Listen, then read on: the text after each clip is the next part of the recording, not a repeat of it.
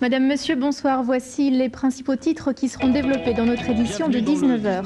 Le 1er février, la cigarette sera interdite dans les lieux publics. Quelles en seront les conséquences sur notre santé? Nous ferons le point avec le professeur Dubois, médecin de santé publique et expert auprès de l'OMS, en analysant ce qui s'est passé chez nos voisins européens.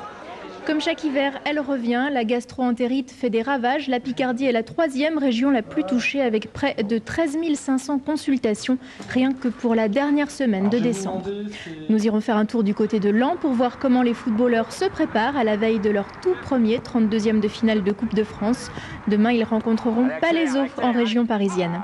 Enfin, nous ferons connaissance avec des mordus de Mini Z, ces petites voitures radiocommandées. Tout le week-end se déroule à Saint-Quentin la première manche d'un tout nouveau championnat de France. Voilà pour les titres, on se retrouve à 19h pour un journal complet.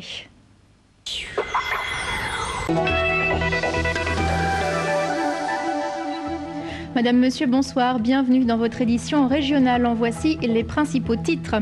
Le 1er février, la cigarette sera interdite dans les lieux publics. Quelles en seront les conséquences sur la santé des Picards?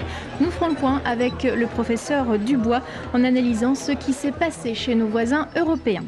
Comme chaque hiver, elle revient. La gastro-entérite fait des ravages. La Picardie est la 3e région la plus touchée et le pic de l'épidémie n'est même pas encore atteint. Enfin, nous irons voir du côté de Laon comment les footballeurs se préparent à la veille de leur tout premier 32e de finale de Coupe de France. Demain, ils rencontreront Palaiseau en région parisienne. Autre sport en miniature, ce week-end se déroule à Saint-Quentin la première manche du championnat de France Mini Z. Des voitures radiocommandées à l'échelle 1,28. Les mordus ont enfin leur compétition officielle. Sébastien Delalot et Benoît Henrion les ont rencontrés en pleine épreuve qualificative. «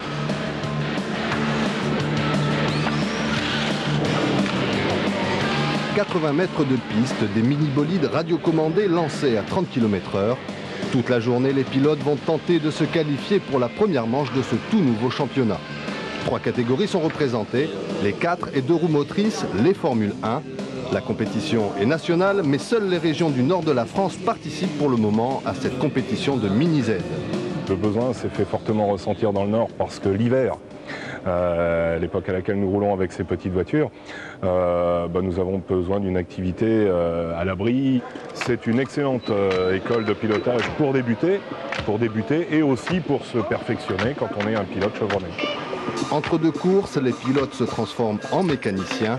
Tenue de route, direction, nettoyage du moteur, rien n'est laissé au hasard.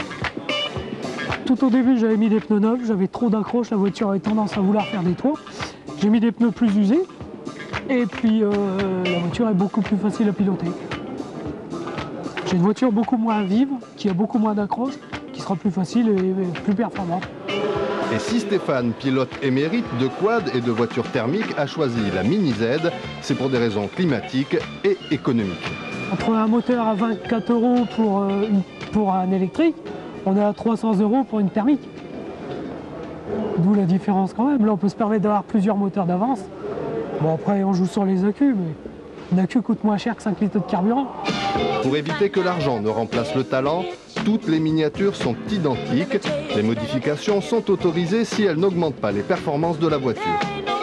Je vérifie principalement les pneus, savoir s'ils sont au règlement. Les moteurs, s'ils n'ont pas été ouverts, remodifiés. La platine électronique, si elle est bien d'origine, non modifiée, légale. Et le poids de la voiture.